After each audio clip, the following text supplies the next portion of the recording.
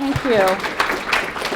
Thank you very much, and it's wonderful to see such a big turnout today. When I got up this morning, I wasn't sure who would who would come. It's kind of a stormy day, and it's great that we do a lot of professional development with faculty and working with ODU faculty in extramural, helping them to obtain extramural funding. But honestly, every chance I get a chance to talk to graduate students, I welcome that, because this is really the time in your career to be thinking about grant writing and how to position yourself and what to be doing now to prepare for later on when you'll be a postdoc, maybe when you'll be a junior faculty member, or whatever you pursue. I think you'll find in any career, even if you don't go on in academia, if that grant writing skills and knowing about grant writing is something that is a great skill to have and something that employers look for. So I think learning about grant writing, no matter what career you pursue after graduate school at ODU, is a great thing. So let's go ahead and get started. And the first thing I wanted to do was introduce all of us who are going to be presenting today. I'm going to speak for 45 minutes or so, and we'll have a question and answer session. And then we're going to break into smaller groups by discipline. And you'll get to interact with me and the grant writers and ask specific questions, and we have an exercise that we want to show you and answer your questions and work more one-on-one. So the research development is part of the Office of Research. We report to Dr. Mohammed Kareem, who's Vice President for Research. And our group, we have 7 of us. We have 5 full-time grant writers, myself and Lisa Kelch, who is our Research Development and Outreach Coordinator. Lisa? And Lisa puts out our listservs. She helps me manage the intramural funding we give out for faculty, the annual research report. She does funding searches. She's also our funding search database expert when I get to talking about Pivot. And then our grant writers, right now we are hiring a grant writer in engineering, so that's to be announced. Jackie Stein, who couldn't be here with us today, is our grant writer for Arts and Letters, Business and Public Administration. And our grant writer for College of Sciences is Dr. Stephen Landau. Our newest grant writer is Dr. Kathy Sims for the College of Health Sciences. She joined us about a month ago, Kathy. And Melissa Hallman is our grant writer for the College of Education, Melissa. So we'll be splitting up and talking. You'll get to talk to them more in the second part of today's event. And Lisa, who I already introduced, so thank you. There's so many things we could talk about when it gets to grant writing. So this time around, I'm going to focus on finding funding, which I think is a big topic. You know, where do you find those opportunities? Academic writing versus grant writing, and how is grant writing different? I think this is a key topic. And also evaluating your idea. How do you know you have a good idea for funding and something that you want to pursue over the many years of the time spent writing the grant, which is a big investment, and also time spent actually doing the research and publishing. So evaluating your idea and determining what you want to pursue in terms of extramural funding, I think, is important. So these are the things we're going to cover today. I wanted to point out, you need to sign in the sign-in sheet and put your email address, because we do have some handouts for you. We decided not to make copies because it's a lot of information. We have grant writing tips that we want to send you. Also, a whole bunch of links to resources for graduate students about writing and where to find funding.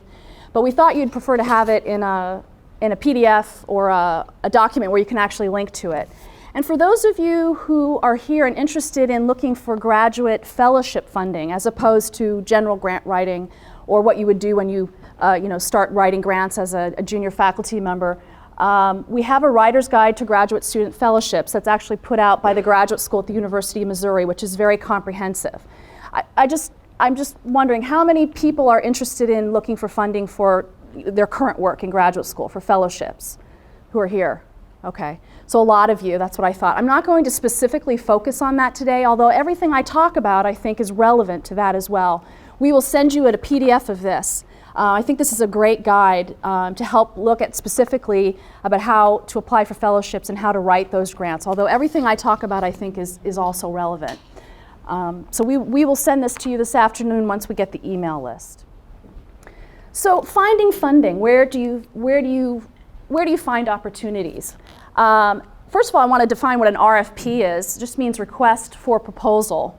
We talk about that in the grants world all the time, an RFP.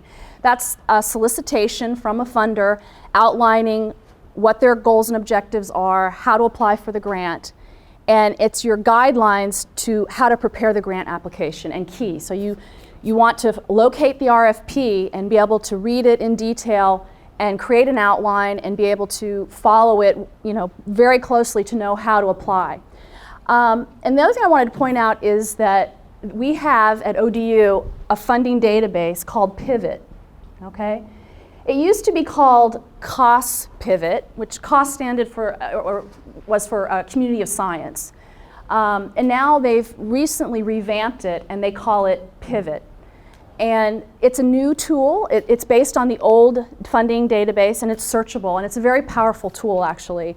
It has millions of dollars of funding and it's not just for science, it's for all disciplines. And it includes foundations, it includes businesses, of course all the federal funders, it has graduate fellowships, it has international, everything is in there. So an ODU, we have a subscription and if you have an ODU email address, you can use it for free. Okay, so it's a powerful tool. We also give workshops to faculty on how to use Pivot and how to set up a profile and generate opportunities right into your inbox. And Lisa is the one who does those, and oftentimes they're not full. So we would welcome graduate students. If graduate students would like to attend any of our Pivot training to learn how to use it and set up a profile and generate funding opportunities that are specific to your interests, we'll let you know when those are going to occur this semester, and you'd be welcome to attend. We have them in a computer lab, so it's hands-on, and you get to search and ask Lisa questions and learn all about how to use Pivot. So again, Pivot has $33 billion and growing in funding opportunities, again, covering international, sciences, arts and letters, business, every discipline, all kinds of funding opportunities. And what's different about Pivot from the old COS database is that they've created for faculty on campus pre-populated profiles with keywords. But as a graduate student, you can go in and create your own profile. Okay, you can do it yourself. You pick keywords, your funding interests, if it's a fellowship, whatever your keywords, the research you're interested in. And what's really neat is it connects people at ODU. So when you do searches, you can look and see who else at ODU, based on their profile, would be interested in that funding opportunity as well. So it might help you find collaborators, and it also is connected outside of ODU as well. So it's a pretty interesting tool because of these profiles that the company has created, and you can go in and create your own as well. So I urge you to use it if you're looking for funding. And again, it's free if you have an ODU email address. Okay, this is what it looks like. Here I am logged in as Karen Eck. Above, there's an advanced search tool. You can enter, it's like doing Boolean, searching that you would do at the library. But you can also look at, you can designate an amount for the grant, when a deadline would fall. You can look for deadlines in the next 30 days, in the next 60 days. You can even look at citizenship. Let's say that you're a citizen of, I don't know, Australia, and you're looking for fellowships for citizens from Australia. You can actually specify that in there, and it will help you identify that. So the advanced search is very powerful. There's a lot of ways to be able to drill down and find exactly what you're looking for. And the person who's the expert on how to do this is Lisa. So I urge you, if you want to learn more about Pivot, to maybe come and take one of our workshops. Okay. And then I entered NSF Graduate Research Fellowship. I'm sure some of you, especially in sciences and engineering, have heard of this. And I came up with 19 results, and you can go in and it links you straight to the website and shows you right to NSF, and it shows you where that is. It shows amount, the deadline. So there's lots of information in the database, and you can find all kinds of opportunities, including from foundations and even corporations. It's all in there. Okay. What about other ways of finding funding? So my advice is always to start with these databases, especially since we have this tool at ODU. But there's other ways to find out about funding. And a lot of it is through professional organizations. How many of you belong to a professional organization? So a lot of you do. And through networking, of course. So what you find in certain professional organizations, there are grant programs for members. And sometimes they're specified for graduate students or trainees. So you want to take advantage of those. If you're in engineering and part of an engineering society and they have dissertation fellowships or doctoral awards, you would want to apply for those. That's a great source of funding that you are eligible for as a member. Also, awards and prizes is something to look at. They might even have listservs. Okay, we have listservs here at ODU that Lisa actually puts out every couple of weeks or so for faculty, but we would allow graduate students to get on board as well. The problem is we're really focused on faculty funding and not fellowships. It's really about grants for research for people who are on tenure track at the university. But we have funding listservs, and your professional organizations may as well. And other publications that you may get, there's all kinds of funding. And that's a good way to start a history of applying for funding and to practice when you're a graduate student is to apply for some of these smaller awards. And if you get one, it's great. It starts to build your funding profile, which is then going to help you later on when you go to get a much larger grant. Okay? So, also Google. People always laugh when I show this, but we find a lot of funding just Googling it. There's a lot of information on the web. There's so much information on grants. So, again, there's different listservs and newsletters, Philanthropy News Digest from the Foundation Center, GrantsNet, which is part of AAAS, Science, they put out Science. Let's see. Also internal listservs. You might check your department, the university. Again, we have an internal listserv for ODU where we send out funding opportunities. There's 4 listservs. One focuses on science and engineering. The other one focuses on health sciences. A third is education, and the fourth is for arts, letters, business, and social sciences.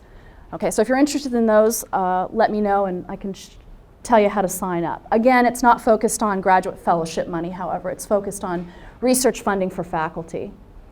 And also agency listservs. The National Science Foundation, they have a listserv that goes out as well as NIH, and they are sending out funding opportunities. So if that's something you might want to think about if you're interested in NSF funding, to get on their listserv as well.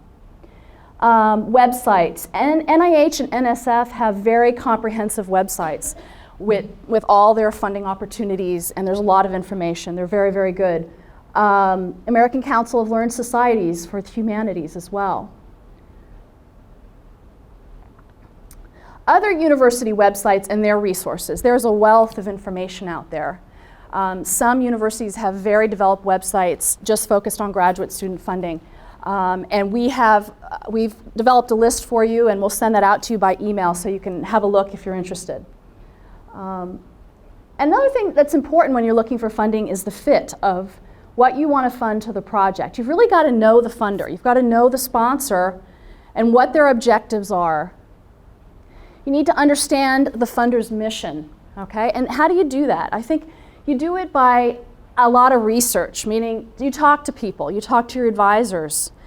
You may even get a chance to talk to program officers when you're at a national conference. Perhaps you're giving a talk or giving a poster, and you might, often program officers from the agencies attend national conferences. You might have a chance to talk to them. Also reviewers, talk to your faculty in the colleges and find out if they've reviewed for NIH or NSF or Department of Defense or DOE or the National Endowment for the Humanities. I bet you will find many faculty who have been reviewers, and they have a wealth of information.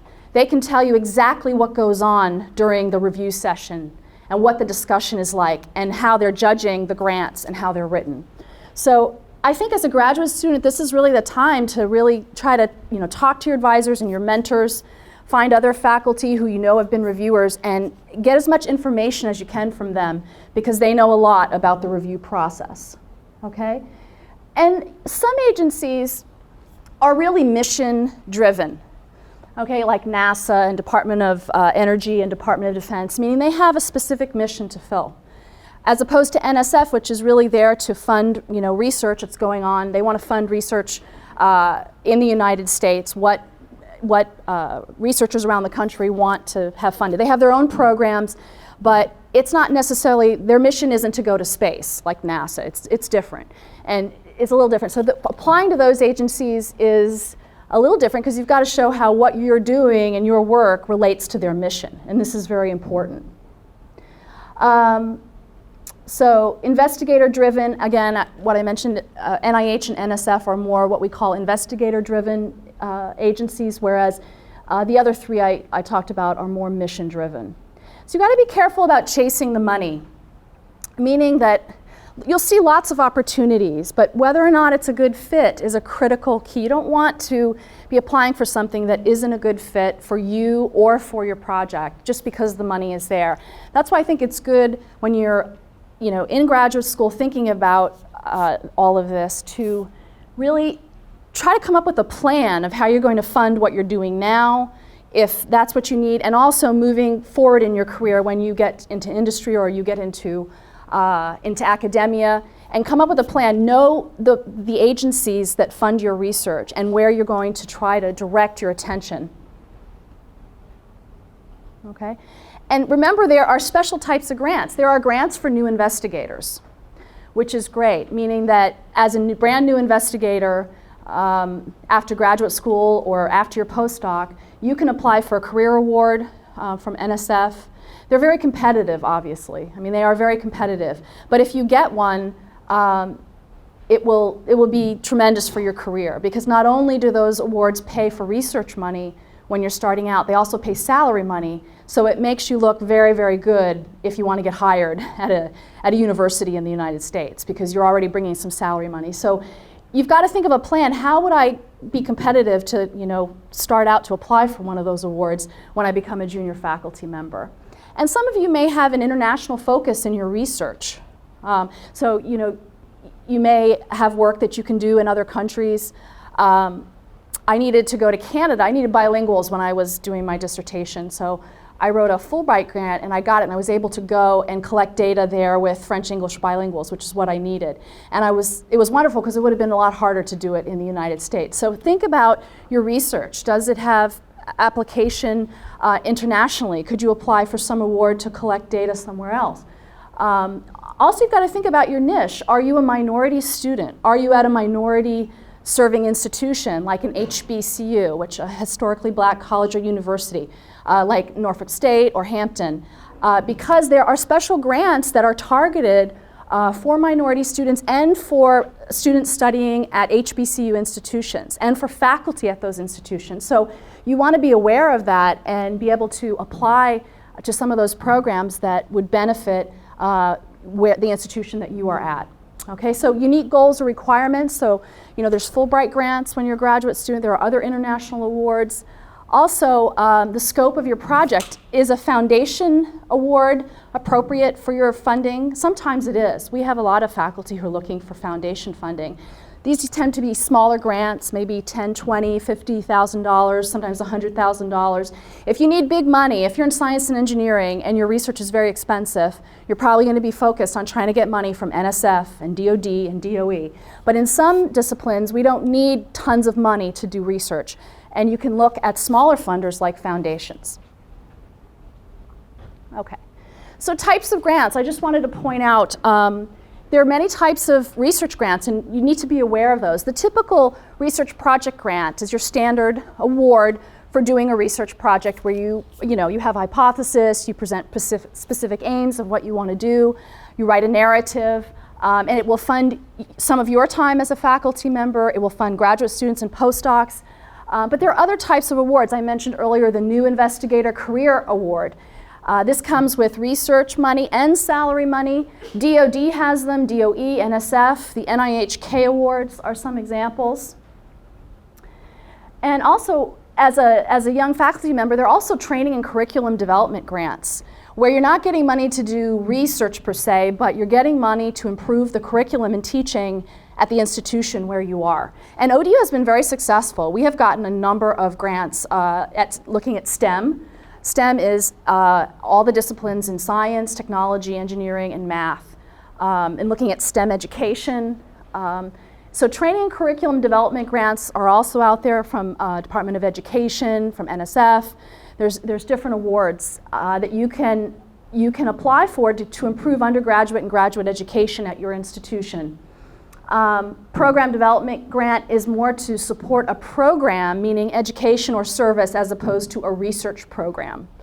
An example of that is we just helped the Women's Center write a grant. ODU got a grant for $300,000 from the Department of Justice for a program they're going to implement combating sexual violence and relationship violence against women. Maybe some of you have seen it advertised, but there's a grant. They're going to be working with the police department and doing training and awareness for all students on campus about these issues. And that was a grant that we were involved with, the Women's Center. So that's not a program of research, but it is a program to support an initiative at the university that's going to provide services for students here in education.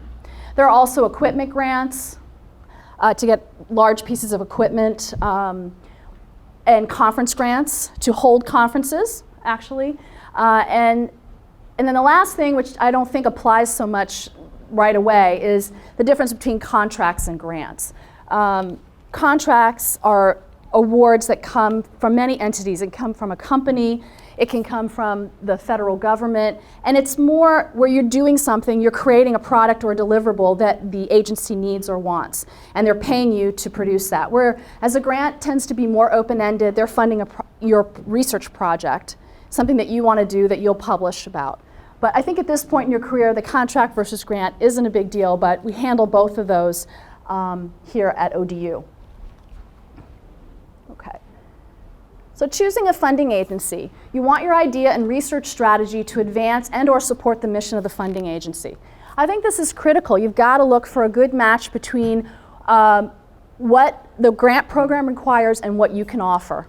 Okay? You need to consider your track record, publications, and previous grants you've had, and ask yourself, do I have the experience needed and or have I established the right team to do the research? So I think this is key as a junior faculty member when you first get started.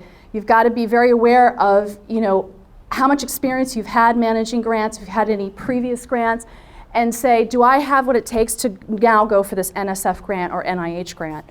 And that's why it's always good as a graduate student to start, if you can apply for a fellowship at this stage and try to get something, or you can get involved with a faculty member's research project and get on that grant. That's a good thing. And you can see how grants work at the university, how your professor and your mentors manage them, and get involved and understand how the process works early on. So choosing a funding agency, I think it's important. I just put up some examples. NASA's an interesting one. Of course, we all know that NASA is mission-driven, and they are very into looking at everything about going into space, but they actually do a lot of other things. They are very interested in funding science education, a lot of STEM areas, and there's a lot of money that goes for undergrad and graduate research. You can do internships. If anybody's interested in internships over the summer up at NASA Langley, you can ask me about that. Education and training, and also a lot around atmospheric sciences and the atmosphere and sometimes even the oceans, even though that's more NOAA. So NASA's objective, of course, is looking at getting into space and missions in space, but they also do a lot in science and education. So that's important to know, because as a graduate student in science or engineering, you might be able to get some money for them or do an internship with them. EPA, for example, of course, is interesting. The Environmental Protection Agency is interested in state environmental programs, nonprofits, also to universities. They contribute money to a wide variety of projects for scientific studies, but also they give money in the community for community cleanups and things like that. So their overall mission is to protect the environment and human health. And NASA, again, is mission-driven, but also very interested in science education. Another example is the difference between NIH and NSF. Any of you in here doing biology or biomedical, behavioral health? So a lot of faculty ask me, well, where do I apply? Do I apply to NIH or do I apply to NSF? Well, it's good to know that NIH is very interested in human health, meaning they want their research that they fund to affect the diagnosis or treatment of a disease or condition. And anything with a potential medical or biomedical benefit is what they want to fund. NSF is more interested in basic biological science. Okay? Without necessarily referring to the medical benefits, okay, or human health per se. They're more interested in the basics of biology and what goes on. So if you write a grant that is talking about health outcomes in the United States and all of that to NSF, they may write back in the review and say, maybe you should submit this to NIH. So these are the kind of things you have to think about. Think about your research. Is it more basic? Is it applied? Is it community oriented? And make sure that you get the right fit, okay? Especially in the biomedical sciences, because NIH and NSF funds, they do fund biomedical sciences, but it's a little different. The focus is different, and we need to know the difference. Okay, so I want to move on. We're going to do this activity when we break out in about 15 or 20 minutes, where we're going to talk about your project idea, okay? Because a lot of the reasons why grants don't get funded is sometimes the ideas aren't very innovative. And it's so competitive to get funding. How do you know if you have a great idea? And we have a worksheet to go through, and we have some ways to think about it that we want to talk about when we break out. But I think it's important to think carefully now about your research and what you're doing and how you're going to move beyond that and what your topics are going to be after your dissertation. Evaluating your idea. So what are you passionate about? I think that's an important question to ask. Are you working on research that you are passionate about and care deeply, especially if you're going to continue to pursue it in a postdoc and onto a faculty position or in industry? It's something you'll be working on for a long time, so you want to obviously do research that is something you feel very strongly and passionately about. What is the problem or need, and why is it important? I think this is critical for getting funding. You've got to be able to articulate what the problem is and why it's important that that research is being done. How is existing knowledge or practice inadequate? This is important. But I think as graduate students, that's what you're trained to do. I remember graduate school is reading, lots of publications, and trying to figure out what was wrong with what had been done before. So we're trained that way. We're trained to think critically about what has been done and where the gaps are and what needs to be done. But this is key for figuring out what am I going to try to get funding for. It's got to be innovative. You've got to have a better idea or new way to approach it and be able to articulate that succinctly in a very clear way in a grant application. You've got to know, why is your idea better? All right? And to know that, you've got to have done the literature review. You've got to know what's out there and also what's been funded recently. It's important to know that as well. How is it unique or different, and what will it contribute, and who will benefit from it? This is important increasingly as we move forward, is what is the benefit to society? When you apply to NSF, there's something called the broader impact statement. Does anybody know what that is? Broader impacts. And you have to articulate, how is this project going to advance knowledge, education, but what's the impact going to be on society as a whole? And this is key in these applications. You have to be able to not only show the intellectual merit, okay, the intellectual merit, but also the broader impact. And we see this with more and more funders. It's got to be relevant and innovative. So it's a tall order, and it's a competitive process. So we want you to start thinking about these things now. And finally, I always talk about the importance of time, because you'd be surprised how many faculty come to us and say, there's this grant due in 2 weeks. We're like, really? Oh boy. And so sometimes it's hard, and you see opportunities late and you want to apply, but when we talk about grants, you need time to research funding opportunities and to think about your ideas and what you're going to go for funding for. You need to read the RFP. And this seems obvious, but you'd also be surprised how many people who call me about opportunities, but they haven't read the RFP. Because sometimes they're 10 pages long, and there's a lot of detail, and it can be overwhelming. But the RFP is your guideline to how to do the grant, and you have to read it in detail. And make an outline. That's what we do. We help faculty make an outline to cover the key points and the key sections. Because sometimes it's not just a narrative that you have to write. You also have to include a data management plan. You may have to have an overall management plan. You have to show resources at the university. There are other pieces of the grant other than just the narrative of the project. Okay? There's your bio sketch. There's lots of pieces, and it all has to come together on time and meet the deadline.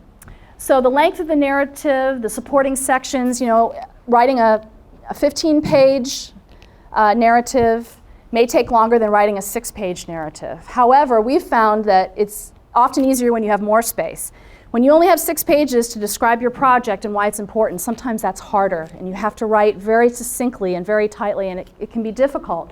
So you need to leave time for proofreading, feedback from mentors and other colleagues, and editing. This is critical. You cannot send in something that you just dashed off the night before because it won't get funded. You've got to make sure that it's written, it's well written, and it's well argued. The goal of the grant application is to be funded. So you need to prepare well in advance and leave time for feedback from as many sources as you can.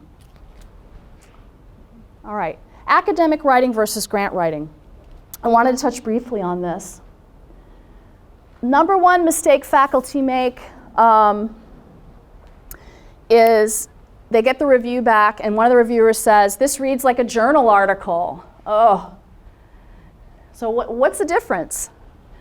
What do we mean by that? Journal article, and why is that a problem? Reviewers don't want to read journal articles because a journal article or academic writing, that's what I'm labeling academic writing, is an individual passion, or in science it's a team passion because you're typically working in teams.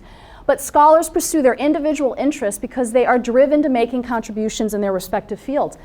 However, the funding agency is not interested in advancing your career.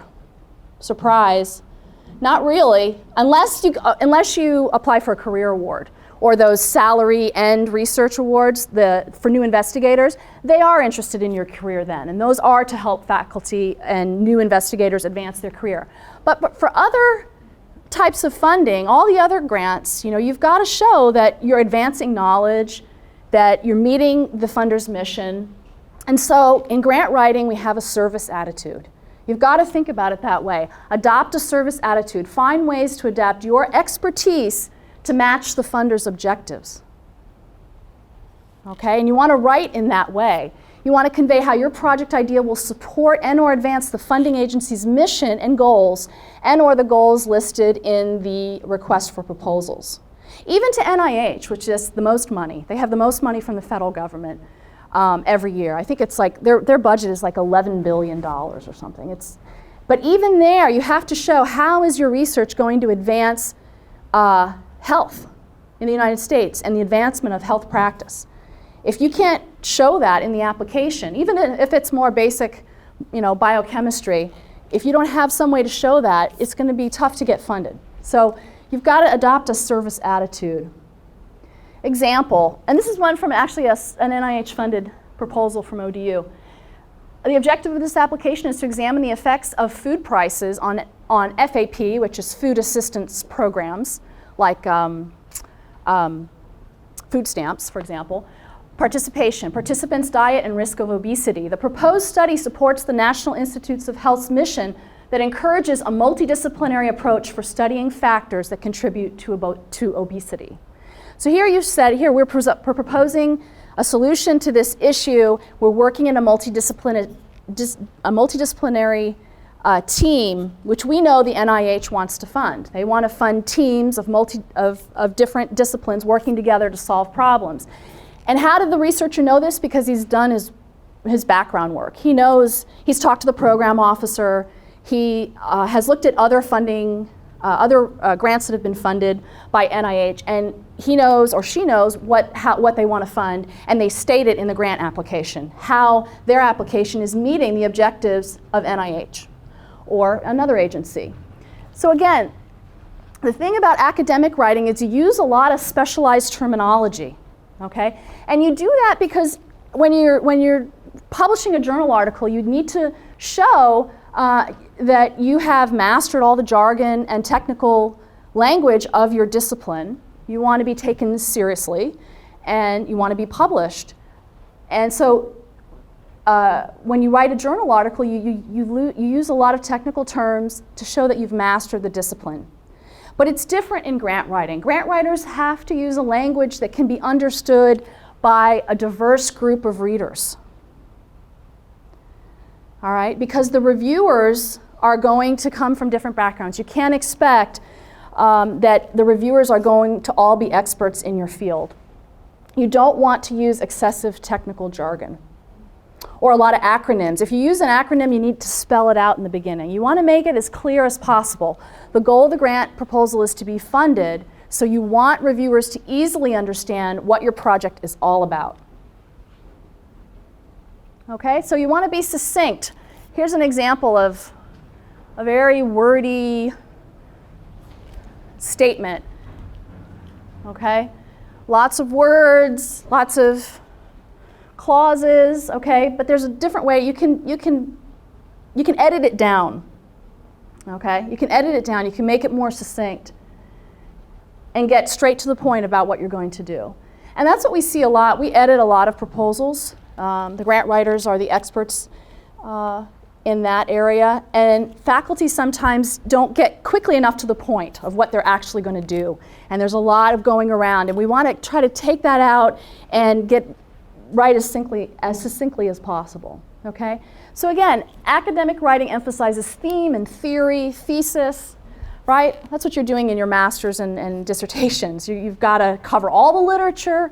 You've got to, have all the theories. It's got to be very thorough. However, in grant writing, you want to emphasize a plan of action. You want to identify the problem, okay? You want to identify the problem, the gap, and then you want to explain what you're going to do and how you're going to devise a new study, a plan of action to answer the questions that you have raised. So academic writing draws the reader into the realm of ideas. Funding agencies rarely spend money on intellectual exploration, rarely.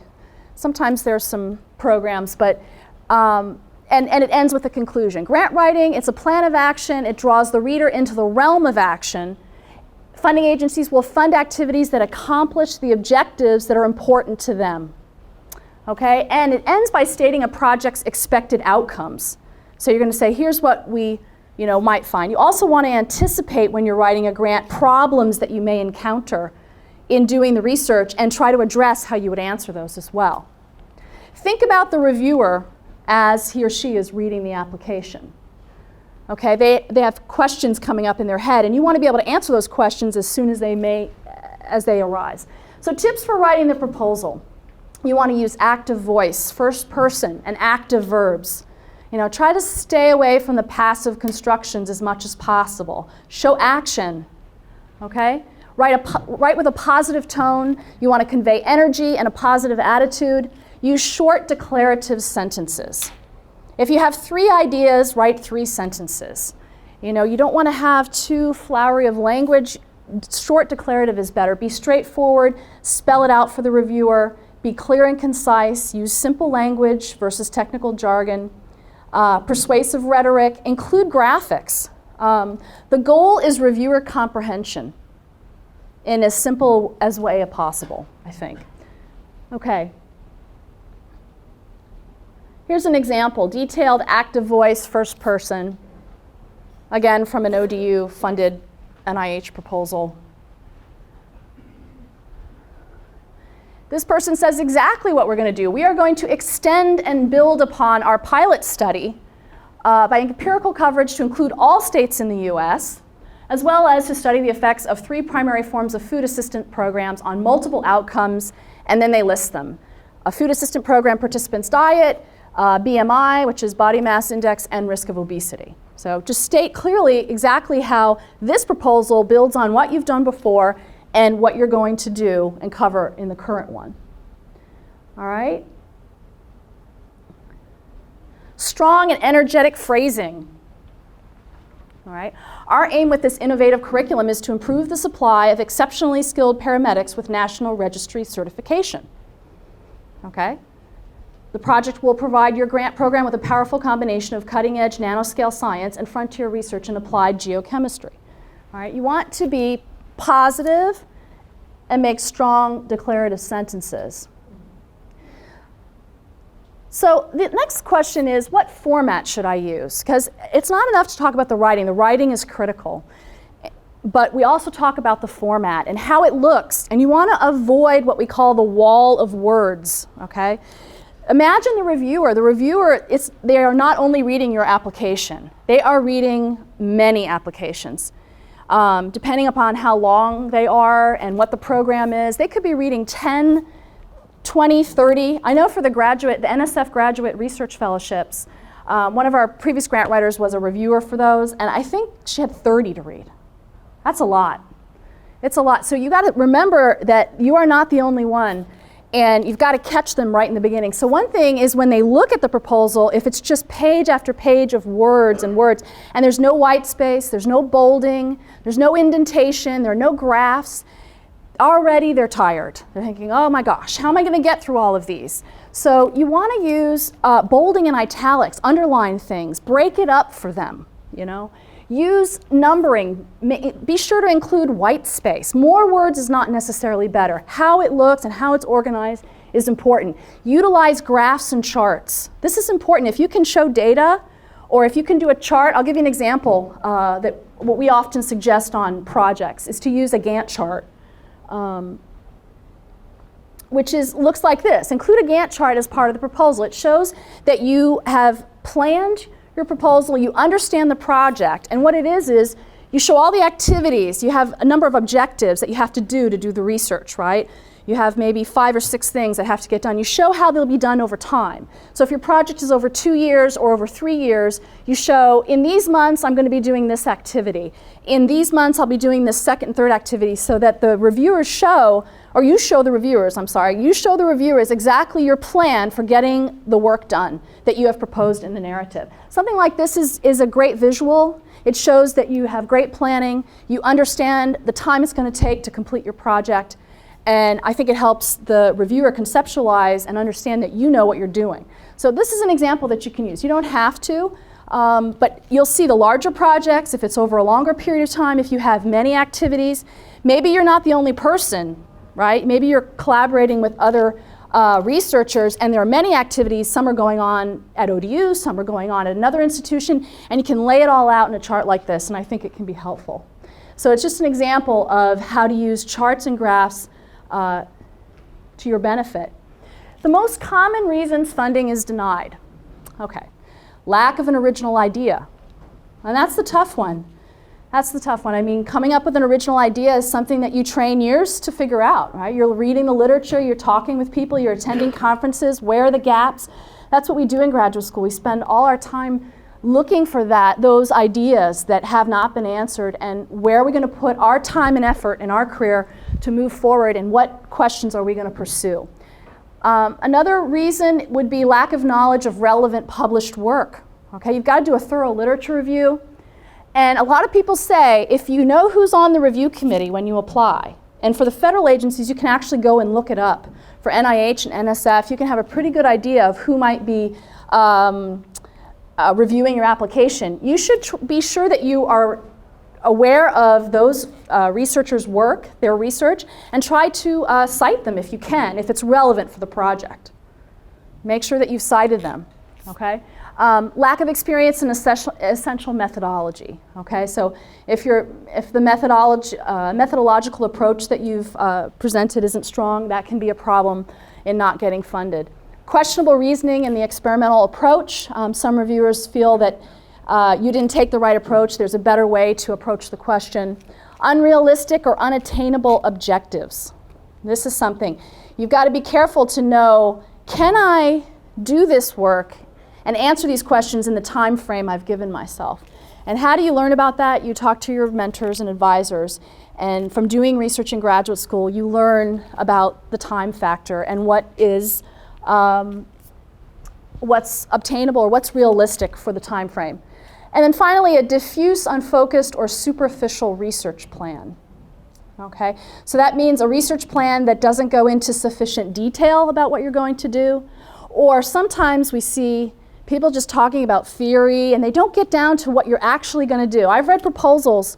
I said, wow, that's a really interesting topic. And it's needed. You know, there's a gap there, but I don't really know how you're going to answer the questions. What are you actually going to do? So you'd be surprised because you're all in the theory and the rationale, but sometimes you have to get down and say, here's exactly what we're going to do. Sometimes the research plans actually lack the specifics, and that can be a problem. Okay, improving your grantsmanship.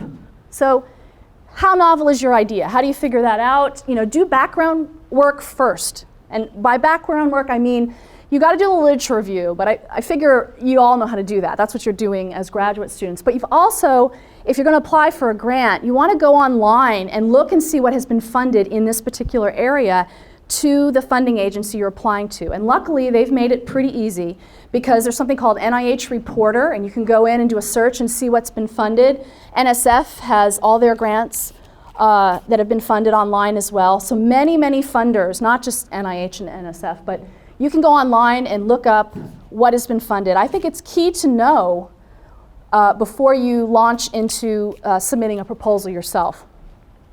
Consult what has already been funded again. You can also do a FOIA request. That's the Freedom of Information Act.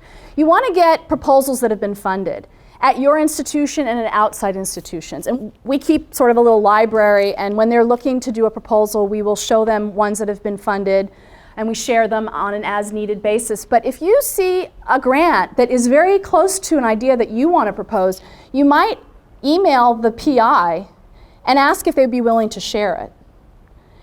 And if they're not, you can also request it through a Freedom of Information Act through the agency itself. But I would suggest, our suggestion is always that you approach your colleague first. You ask them first if they'd be willing to share before you go for a FOIA request. I think that's just a professional courtesy. Many people are willing to share. They won't send you the budget information because that may have sensitive information like salaries and things like that, but they would send you their narrative and show what's been done if it doesn't involve intellectual property and things like that. So it's good to look at previously funded proposals. And also contact the program officer. The program officers are hired and they are there to work with students and faculty to help the public learn about their funding opportunities and help them to create better proposals. So we always encourage faculty to contact the program officer for more information. Have someone provide feedback and edit your proposal. This is key. I think if you're serious about trying to get the grant, you really need to have feedback. You have to have someone else read it and give you some feedback so you're not just sending it in blind. Attend workshops. I think there are workshops here at ODU and at other institutions about grantsmanship and grant writing. And there are many publications with grant writing advice. I have two right here. Here's one we use. It's called Grant Seeking in Higher Education, Strategies and Tools for College Faculty. This is a great book. It's brand new. It comes from the University of Missouri Grant Writers Network. And this is good. And for those of you who are in science and engineering, there is a free publication from the Burroughs Wellcome Fund and the Howard Hughes Medical Institute called Making the Right Moves, a practical guide to scientific management for postdocs and new faculty. This is free. You go online, Google HHMI for Howard Hughes Medical Institute, and this is one of their publications. It's free, and you just request it online and then they'll mail it to you. So any of you who are thinking about going into academia in science or engineering, meaning that you're going to need to secure funding and you're going to have graduate students and be running a lab, this is a great book. It talks about grant writing. It's not about grant writing. A lot of it is about managing a lab and how you do that, because it's almost like a little business. Because as we know, science and engineering research is very expensive. You need equipment, you need students, you need postdocs. It's a big operation, and this is a great book, I think, a resource for teaching you about all the issues that are going to come up and how to manage a lab. And it includes how to get funding and and it's free. So this is great. This is a free resource. Okay. Key questions, we're at the end. This is 5 minutes. We're at the end here. These are key questions to ask about your proposal. Did I use language and style that's appropriate to the sponsor? How do you figure that out? You look at previously funded applications and get an idea. You want to use keywords that are listed in the RFP. Have I established my credibility and the credibility of my team, the credibility of the institution where I am and where the project will take place? Have I used language that communicates to the non-specialist? Okay? This is key. You want to make sure that you write it in a way that an educated reader is going to understand what you're doing and not just a specialist. Emphasize key points with headings, boldface type, spacing, and titles. Have I identified anticipated problems and indicate how they will be handled? You want to anticipate problems in doing the research and try to address that, if you can. And then finally, does my proposal make use of appropriate charts, graphs, diagrams, or other visual displays so that the reviewer is not confronted with the wall of words? Include appropriate references to prior research, related literature, or comparable programs, and provide all the information requested by the sponsor in the required format. This is key. If you miss an element, if you have to include a data management plan in your proposal and you don't, NSF sends it back and says this is a non-compliant application. Sometimes they let you change it, they'll let you send it in, but sometimes they don't. So you want to make sure that you have included all the elements that are listed in that RFP. And that's why the RFP is your guideline. You've got to know it well, you've got to read it for detail and make an outline. Okay? And then finally, reflect content requested in the guidelines. So last thing. So these are all things you want to think about as you're working on the proposal. And that is it for me. And I will take questions. Yes? When you're typing the RFP, the actual table of contents, and they actually give you like subtitles, but it's like a full sentence, should you shorten that sentence to where it covers the meaning of what they want, or should you put the actual full sentence? Like if it's A1, then A2, A3, and they give you on the RFP a full title, but it looks so long. I'm just thinking, should you shorten that to where you cover the gist of it, or do you follow it exactly the way they want it? That's a great question, and I think that you should follow, if they give you an outline for how the grant or the narrative section should be set up, you should definitely use that outline, but you don't, if it's a sentence, you could shorten it. Okay. I would use the outline they give, but it may not make sense to have the header or the title of that section be a sentence. Maybe you want to try to shorten it. Certain agencies like NIH, I mean, NIH tells you exactly how to write up the grant, and NSF as well. So I don't think you have to use, I wouldn't use a whole sentence. I would try to shorten it somehow, but use the format.